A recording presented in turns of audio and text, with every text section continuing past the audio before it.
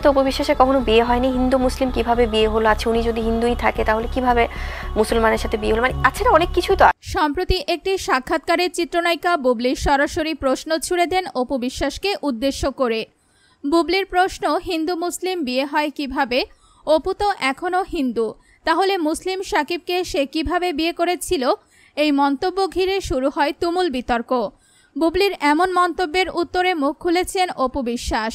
পায়ে ফেলে দিয়ে পা দিয়ে লাথি মারি এবং তাকে আমি অনেক অপমান করি। তিনি বলেন, শিল্পীর তো কোনো রং হয় না।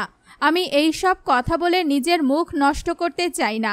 আমার সন্তান অবশ্যই মনে প্রাণে একজন মুসলিম এবং সে নামাজ পড়ে এবং তিনি এসব বলে আলোচনায় থাকতে চান।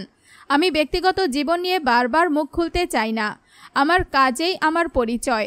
যারা নেগেটিভলি প্রেজেন্ট করে আসলে তাদেরকে বোঝানোর আমার ইচ্ছে বা কোনো ক্ষমতা আমার নেই। কে ধর্ম নিয়ে কি বলল তাতে আমার কিছু যায় আসে না।